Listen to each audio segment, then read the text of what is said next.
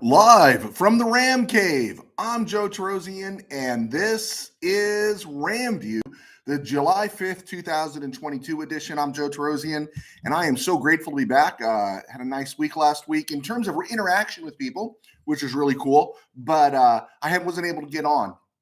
I'm in camp season right now. I'm getting ready to leave for a high school camp at the end of this week. That's part of my other job, pastor of a church. I write. I do this, and I also help direct camps for students up at a campground called Granite Ridge up in Creston, California. You might have seen the Ridge show I've done in the past. So really cool to be back here talking Rams football. I think there's always stuff to talk about. I'm amazed when people said there's nothing to talk about. There's always stuff to talk about. The problem is getting here. So if you guys want to buy 10,000 of my books and maybe 50,000 of my next book or something, or get 10,000 subscribers or something, I'll be happy to be here, 2 hours every day. But until then, I got to keep staying balanced. All right. So the big news, of course, you got to talk about it a little bit because we are in SoCal, is the news broke about USC and UCLA leaving the Pac-10 for the Big Ten. And of course, the Big Ten will soon become the Big 16. And well, they'll still call themselves the Big Ten. I don't know how you work your way into that. They're going to have to go for a complete name change. But the Big Ten will have 16 teams. The one thing, the whole landscape of college football has changed.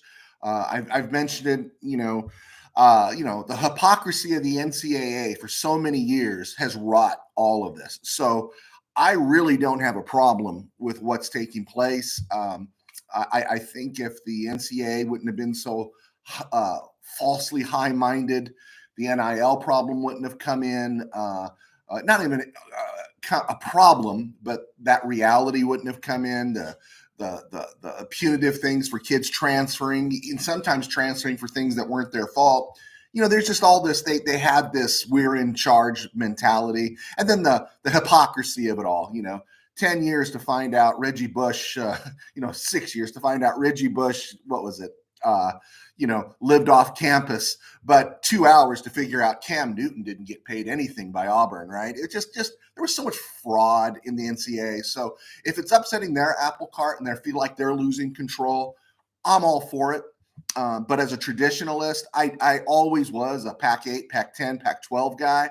So I am disappointed about that. One of my favorite things, besides USC beating Ohio State, was seeing UCLA beat Ohio State in the Rose Bowl, seeing Washington beat Michigan, seeing these Pac-10 schools, Pac-10 at the time, I guess, seeing these Pacific Coast schools beat these powerhouses in the Big Ten. And so that's why I love the Rose Bowl. And that's the part that just, it's tradition. I get it. I'm not whining about it because tradition is these days.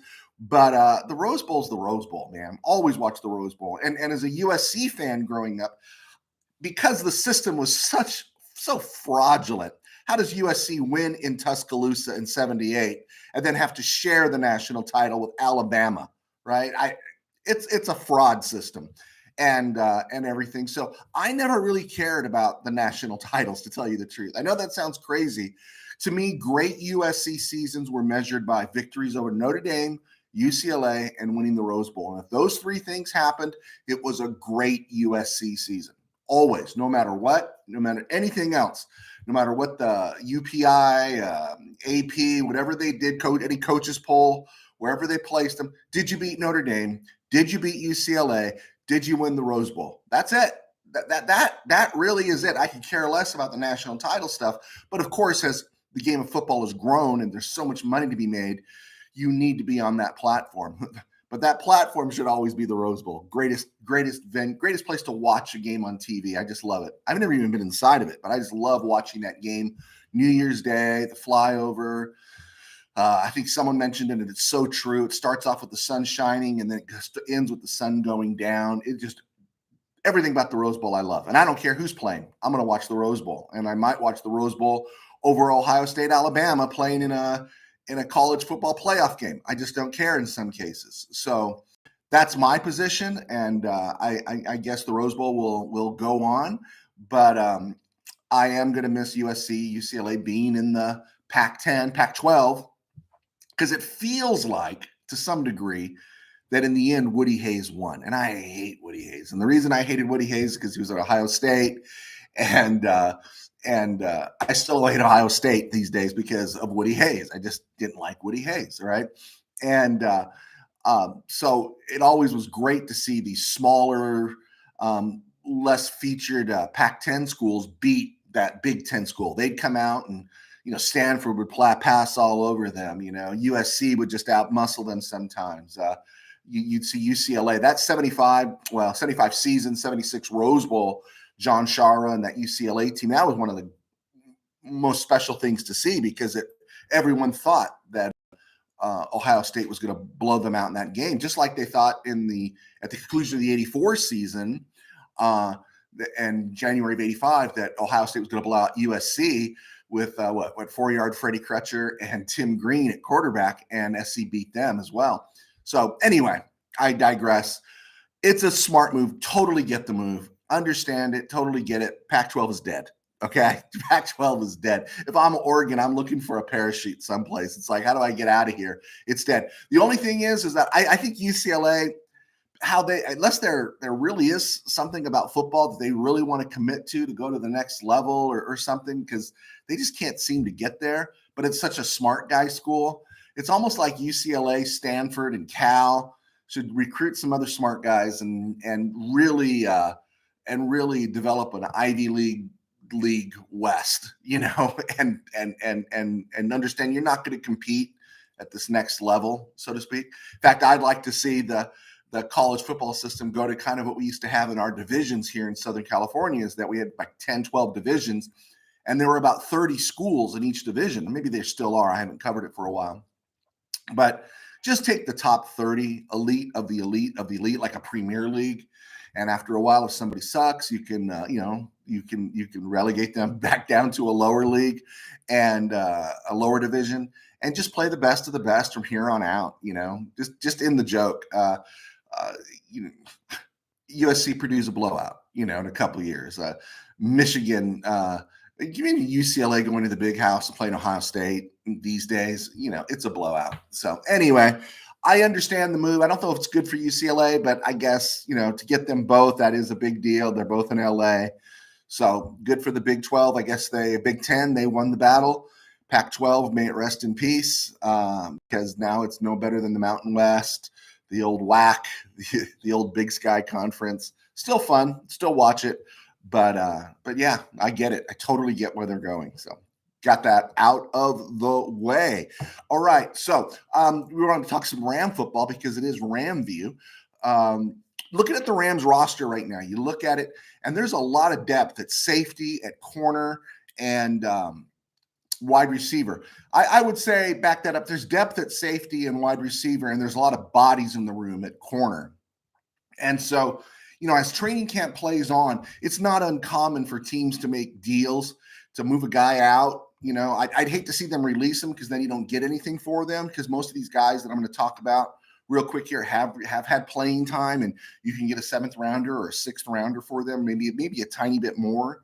But the Rams room at safety, corner, and wide receiver is full. So there is a strong expectation that some players could be moved on.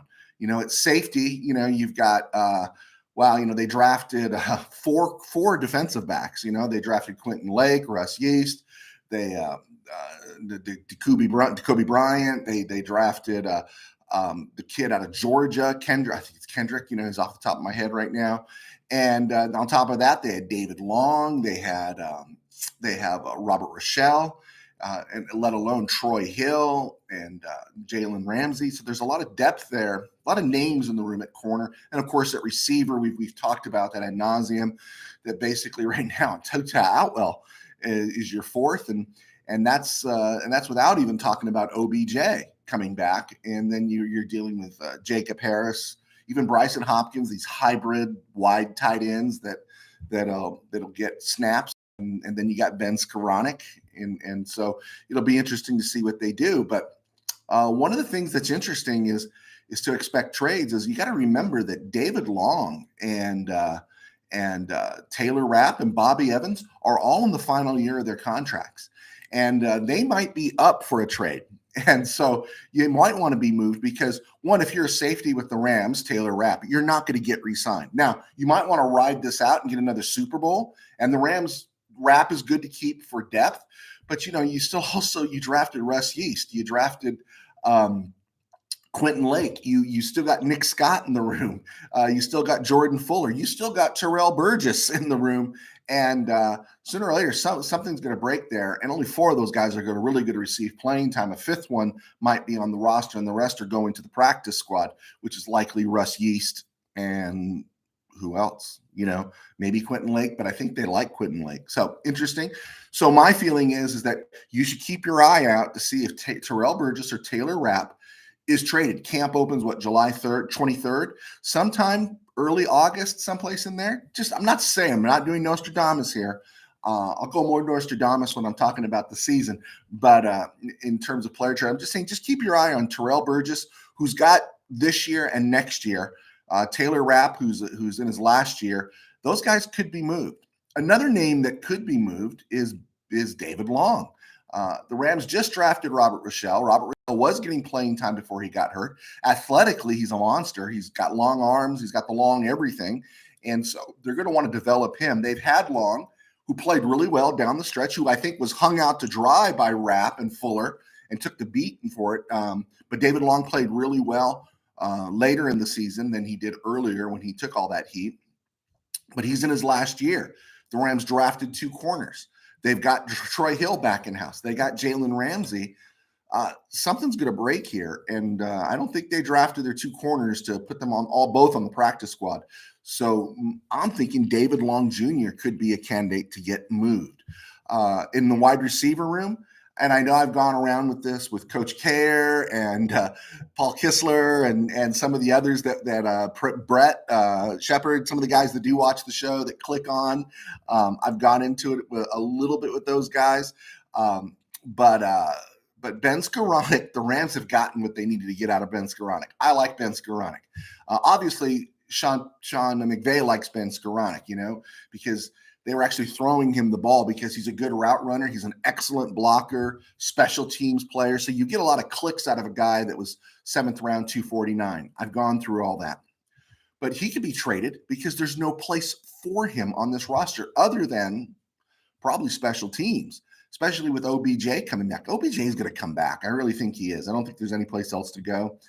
So I see Ben Skoranek as somebody who could be traded because the Rams invested a 2nd round, 57 overall, and Tutu Atwell. And right now, he's their burner. He's what Deshaun Jackson was supposed to be last year at this time.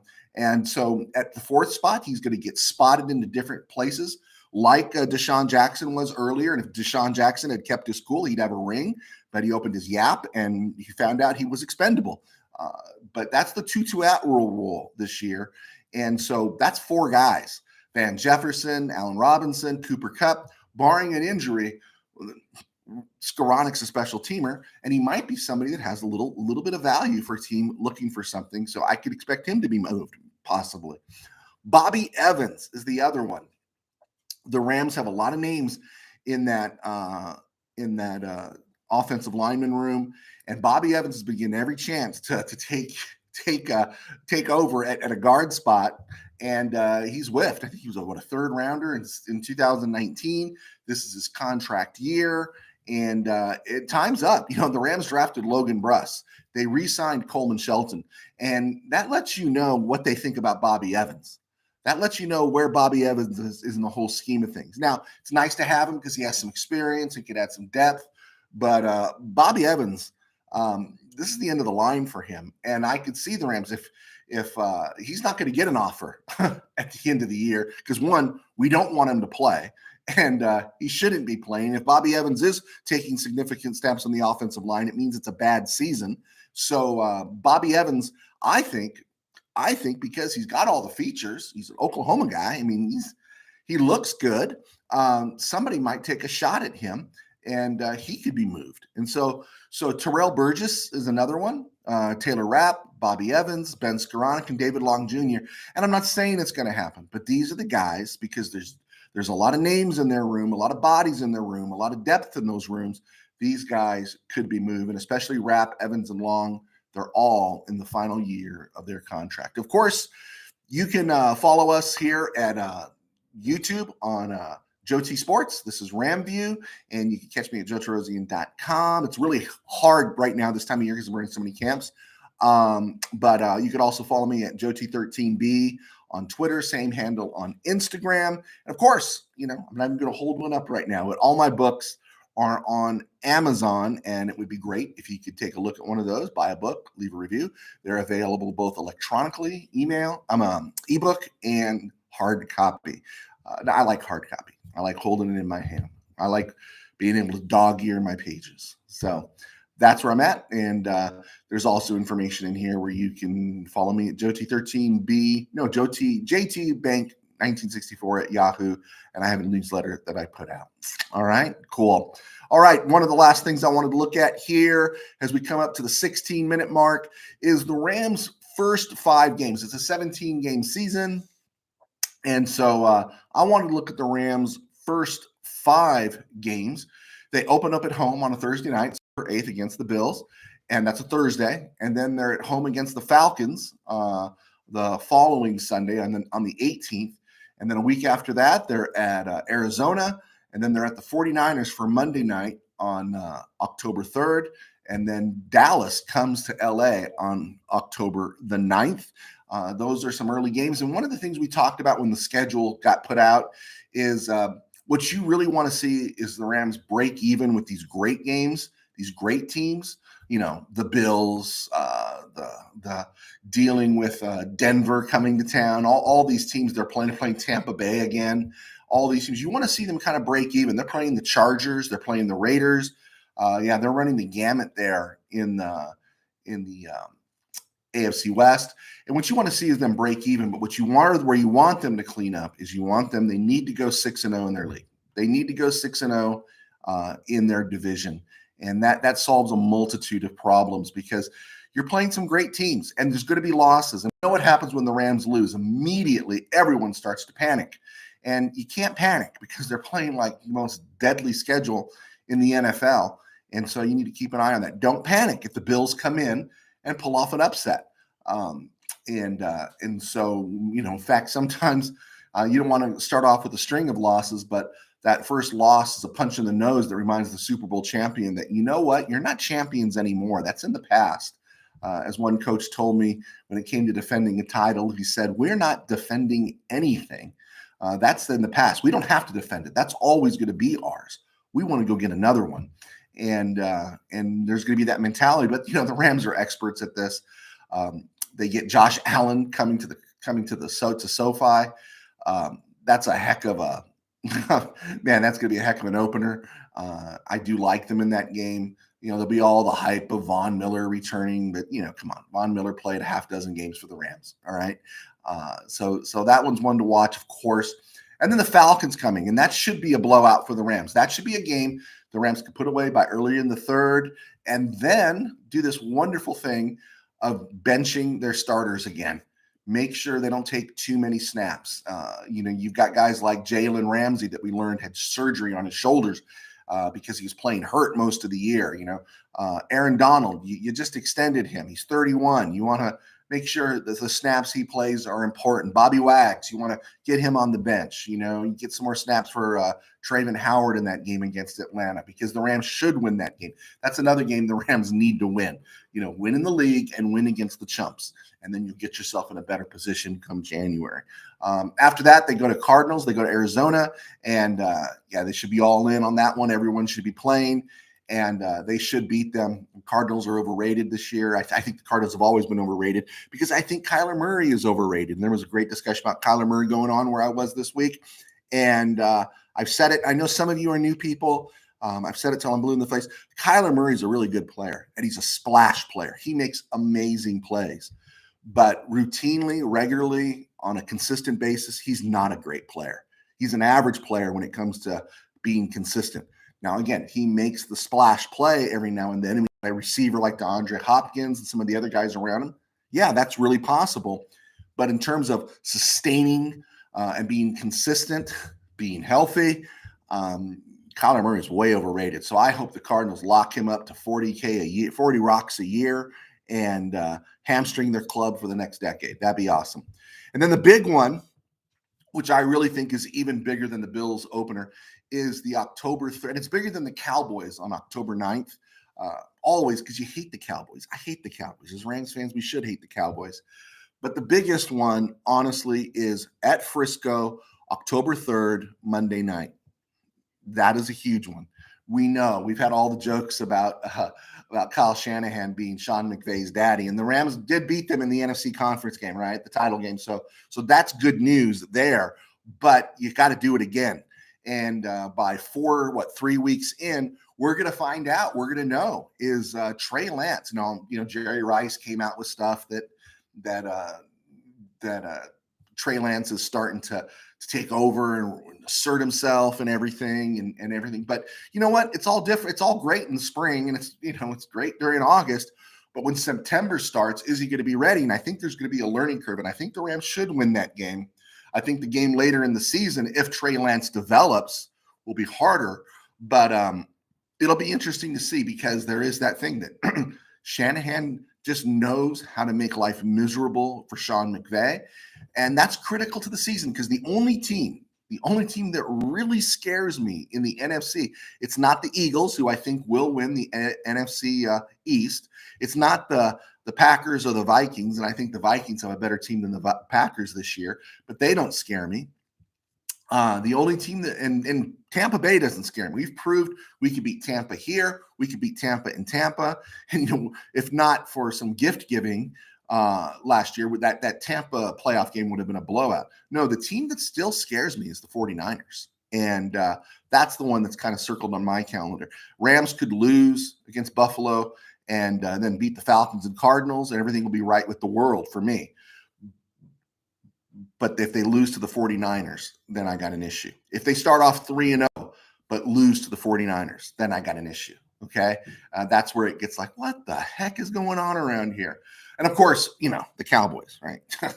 You got to hate the Cowboys. So, the Rams have 2 division rivals in the first 5 games. They got about at least 3 brutals. And I'm not even considering the Cowboys a brutal game, because the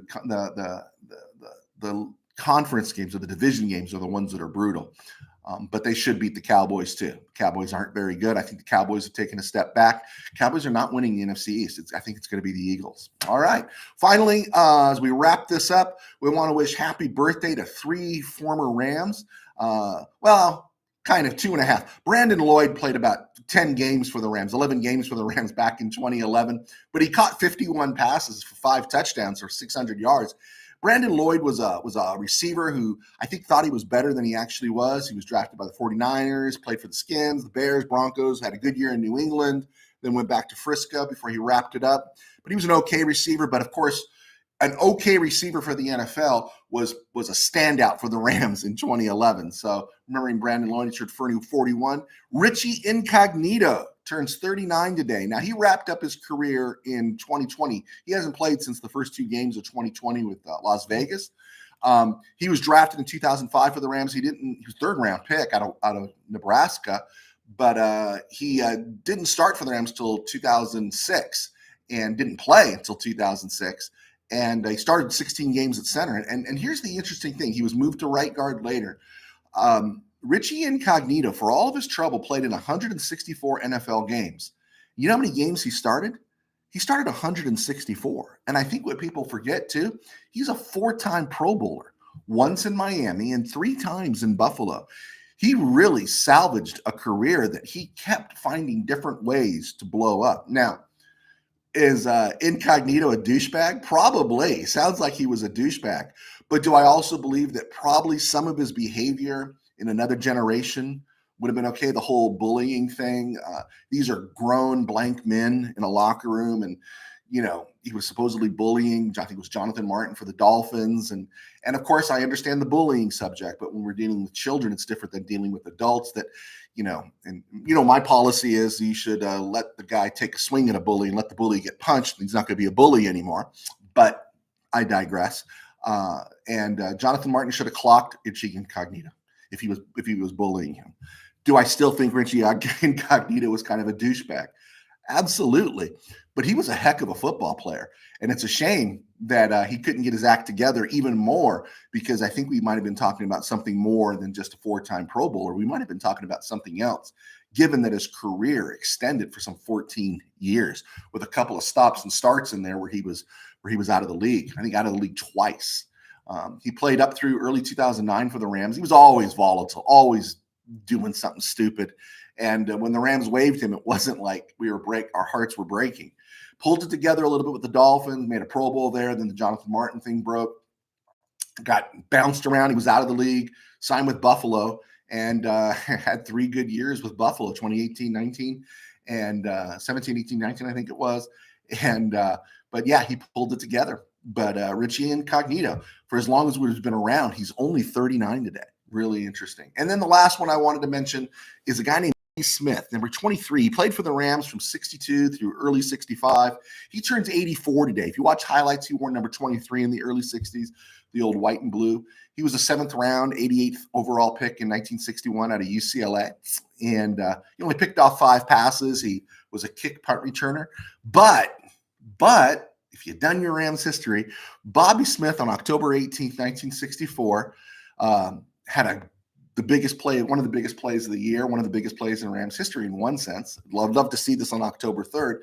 The Rams were playing the 49ers at the Coliseum on October 18th, 1964, and they were blowing them out. It was like a 28-14 game. Roman Gabriel threw 4 touchdown passes. 3 of them were second quarter scoring tosses of 48, 68, and 18 to Bucky Pope. It was kind of like the 1960s version of Hadel to Harold Jackson against the Cowboys, but it was Gabriel to Pope. And Pope, of course, is a legendary fleeting figure in Ram history we'll get into someday. And the Rams were 28-7. George Myra threw a touchdown pass to Dave Kopay, a pretty significant individual in NFL history later on we discover. But the Rams picked off 7 passes that day. And one was a pass of George Myra's that was intercepted at the goal line in the corner, and I believe it was at the closed end, and it was intercepted by Bobby Smith, and he returned it 97 yards for a touchdown. 97 yards. I mean, whoa. And that's memorable. And so about a year later, he was waived and finished out with Detroit.